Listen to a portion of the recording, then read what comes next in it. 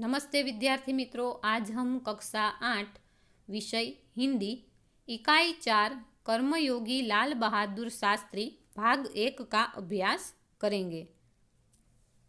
इस इकाई के लेखक हैं श्री शंकर दयाल शर्मा। भारत के 9वें राष्ट्रपति श्री शंकर दयाल शर्मा का जन्म भोपाल मध्य प्रदेश में हुआ था। आपकी आरंभिक शिक्षा मध्य प्रदेश में हुई।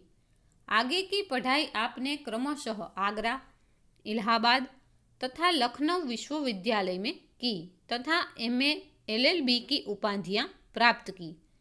बाद में कैम्ब्रिज विश्वविद्यालय से पीएचडी की उपाधि अर्जित की और वहीं पर 1 वर्ष तक प्रवक्ता रहे। तत्पश्चात भारत लौटकर आप राजनीति में सक्रिय हुए। विधायक और सांसद के रूप में आरंभ हुई आपकी राजनीतिक यात्रा राज्यपाल, उपराष्ट्रपति और राष्ट्रपति के सर्वोच्च पद पर जाकर समाप्त हुई। हिंदी और अंग्रेजी दोनों भाषाओं में आपने अनेक पुस्तकें लिखी, जिनमें से कुछ इस प्रकार है: देवमणि, हमारे पथ प्रदर्शक, प्रतिष्ठित भारतीय तथा हमारे चिंतन की मूल धारा। कर्मयोगी लाल बहादुर शास्त्री रेखा चित्र में लेखक शास्त्री जी के व्यक्तित्व का विश्लेषण करते हुए यह निष्कर्ष प्रस्तुत करते हैं कि अपनी कर्मठता के गुण के कारण लाल बहादुर शास्त्री एक अति सामान्य परिवार से उठकर देश के प्रधानमंत्री पद तक पहुँचे। वे कर्म को ही ईश्वर मानते थे।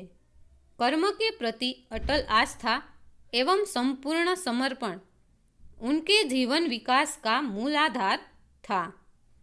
इस इकाई में समाविष्ट मूल्य समर्पण भावना, कर्तव्य निष्ठा, कर्मठता और सेवा।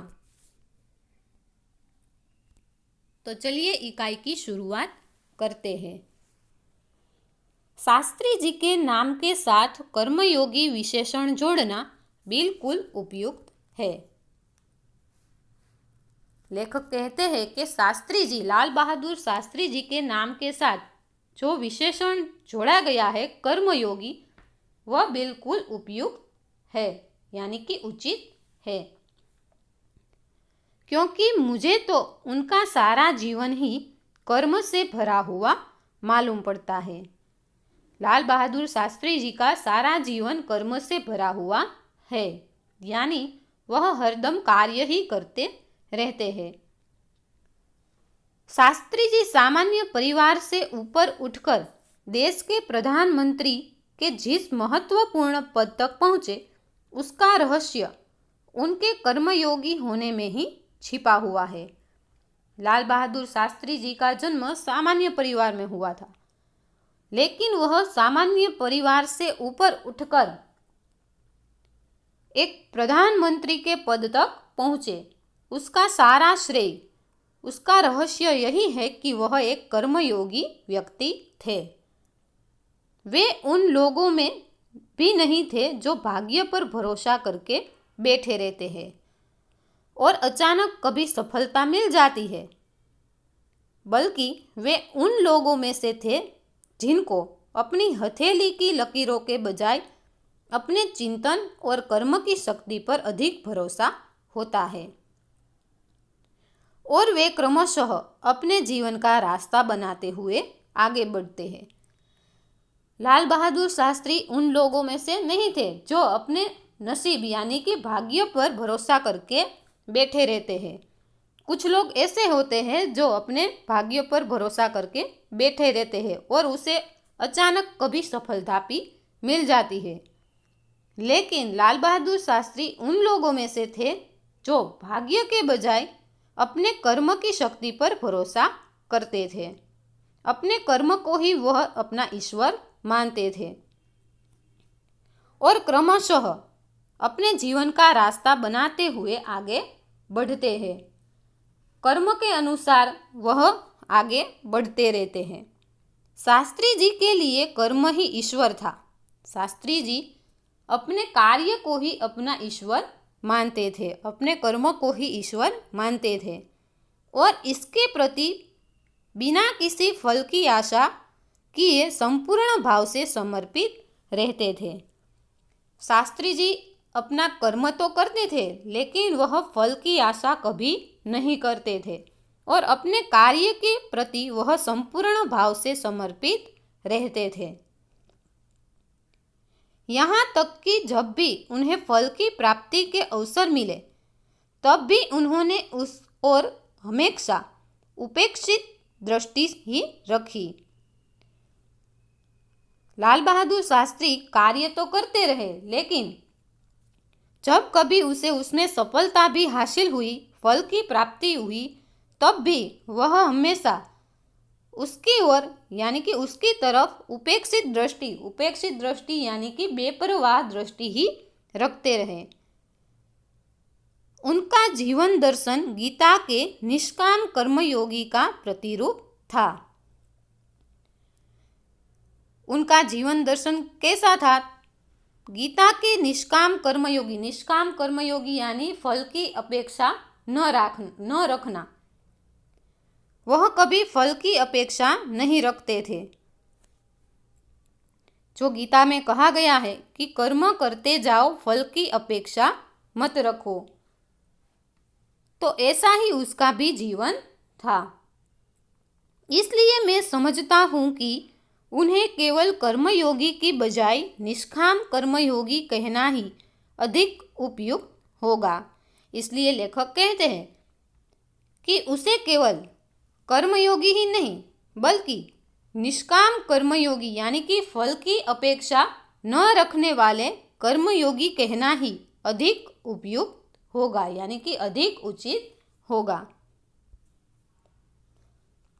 अपने उद्देश्य के प्रति दृढ़ आस्था, उस उद्देश्य को प्राप्त करने के लिए कर्म का भाव तथा उस कर्म के प्रति संपूर्ण समर्पण, ये 3 बातें मुझे उनके संपूर्ण चरित्र तथा जीवन दर्शन में दिखाई पड़ती है। लेखक कहते हैं कि लाल बहादुर शास्त्री के जीवन में से मुझे 3 बातें दिखाई पड़ती है। पहली है अपने उद्देश्य के प्रति दृढ़ आस्था, यानी कि अपना उद्देश्य पूरा करने की दृढ़ आस्था, उस उद्देश्य को प्राप्त करने के लिए कर्म का भाव, अपना जो भी लक्ष्य है उसे प्राप्त करने के लिए कर्म करते जाना तथा उस कर्म के प्रति संपूर्ण समर्पण। ये 3 बातें लेखक को लाल बहादुर शास्त्री के संपूर्ण जीवन दर्शन में दिखाई पड़ती हैं। अपने एक भाषण में उन्होंने इसी तरह के विचार व्यक्त करते हुए कहा था, यहाँ तक कि भले ही आप राजनीतिक क्षेत्र या सामाजिक क्षेत्र या किसी अन्य क्षेत्र में कार्य करते हैं, यदि आप उसमें सफल होना चाहते हैं, अपने दायित्वों का पूरी तरह से निर्वाह करना चाहते हैं, तो आपके कार्य और समर्पण तथा भक्ति और कर्म में समन्वय होना चाहिए। लेखक कहते हैं कि लाल बहादुर शास्त्री ने अपने एक भाषण में अपने विचार व्यक्त करते हुए कहा था कि यहाँ तक कि भले ही आप कोई भी क्षेत्र में हो, राजनीतिक हो, सामाजिक हो या कोई अन्य क्षेत्र में कार्य करते हो, लेकिन उसमें जो आपको सफलता प्राप्त करनी है, तो अपने दायित्वों का पूरी तरह से निर्वाह करना चाहते हैं, तो आपके कार्य और समर्पण तथा भक्ति और कर्म में समन्वय होना चाहिए। आपको जो जिम्मेदारी दी गई है उसका पूरी तरह से निर्वाह करना चाहते हैं या अपने कार्य में सफलता प्राप्त करना चाहते हैं, तो अपने कार्य और समर्पण में तालमेल होना चाहिए, यानी कि समन्वय होना चाहिए, और भक्ति तथा कर्म में भी समन्वय होना चाहिए, यानी कि मेल होना चाहिए, तो ही सफलता प्राप्त होती है। मैं शास्त्री जी की सफलता का रहस्य उनके इसी महत्वपूर्ण चिंतन में मानता हूँ। लेखक कहते हैं कि शास्त्री जी ने जो अपने जीवन के दरमियान जो सफलताएं प्राप्त की है उसका रहस्य इसी चिंतन में छिपा हुआ है। साथ ही यह भी मानता हूँ कि किसी भी व्यक्ति, समाज और देश के विकास का रहस्य इसी भक्ति और कर्म के सिद्धांत में निहित है। और लेखक कहते हैं कि किसी भी व्यक्ति, समाज और देश का विकास जो करना हो और उसमें सफलताएं प्राप्त करनी हो तो उसका रहस्य इसी भक्ति और कर्म में छुपा हुआ है।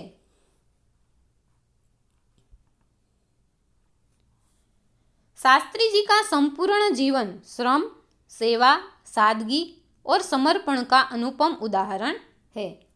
शास्त्री जी का पूरा जीवन ही श्रम, सेवा और सादगी तथा कार्य के प्रति समर्पण का एक श्रेष्ठ उदाहरण है। उनके ये गुण केवल उनके कार्यों और विचारों में ही अभिव्यक्ति नहीं पाते थे, बल्कि उनको देखने से ही इन सभी भावों का एहसास हो जाता था। शास्त्री जी में जो श्रम, सेवा, सादगी और समर्पण का जो गुण था वह केवल उनके कार्यों और विचारों में ही नहीं दिखाई देते थे, लेकिन उनको साक्षात देखने से ही यह सब भावों का, यह सब गुणों का एहसास हो जाता था। उसका व्यक्तित्व ही एक ऐसा था। उनके अपने व्यक्तित्व में विचारों का अनोखा समन्वय था। शास्त्री जी का व्यक्तित्व ही एक विचारों का अनोखा मेल था। वे जो कुछ कहते थे वही करते थे। शास्त्री जी अपने जीवन में जो कुछ भी कहते थे वह करके ही रहते थे।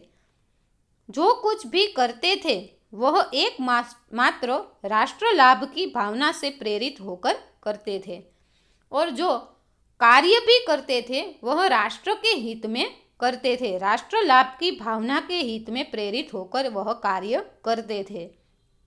मुझे लगता है कि यह उनके चरित्र की एक बहुत बड़ी विशेषता थी, और शास्त्री जी के जीवन की, उनके चरित्र की यह सबसे बड़ी विशेषता थी जो वह राष्ट्र लाभ की भावना से प्रेरित होकर कार्य करते थे, जिसके कारण देशवासी उन पर इतना अधिक विश्वास करते थे और उन्हें चाहते भी थे।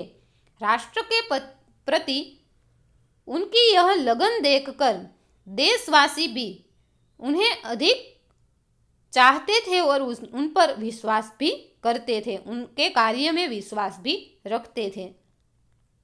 पंडित नेहरू की समृद्ध राजनीतिक विरासत को संभालना और उन्हें आगे ले जाने का काम कम कठिन नहीं था। पंडित नेहरू की राजनीतिक जो विरासत थी उन्हें आगे ले जाने का काम मुश्किल था, लेकिन देश ने उस समय यह साफ साफ देखा कि उसे संभालने की ताकत शास्त्री जी में ही है। लेकिन देशवासियों को लगा कि जो नेहरू जी की राजनीतिक विरासत है उन्हें संभालने का काम लाल बहादुर शास्त्री ही कर सकते हैं, और शास्त्री जी ने अपने निर्मल चरित्र और दृढ़ संकल्प शक्ति द्वारा देश की इस आकांक्षा को पूरा किया। और जो शास्त्री जी को कार्य सौंपा गया वह कार्य अपने निर्मल चरित्र और दृढ़ संकल्प शक्ति द्वारा इस देश की आकांक्षा को, देश की आकांक्षा को उसने पूरा किया। देशवासियों की जो आशा थी वह आशा पर उसने कार्य किया और सफलता प्राप्त की। तो बाल मित्रों, इकाई 4 कर्मयोगी लाल बहादुर शास्त्री भाग 1 यहाँ पूर्ण होता है। इसके बाद के वीडियो में हम इकाई 4 कर्मयोगी लाल बहादुर शास्त्री भाग 2 का अभ्यास करेंगे। तब तक के लिए जय हिंद, जय भारत।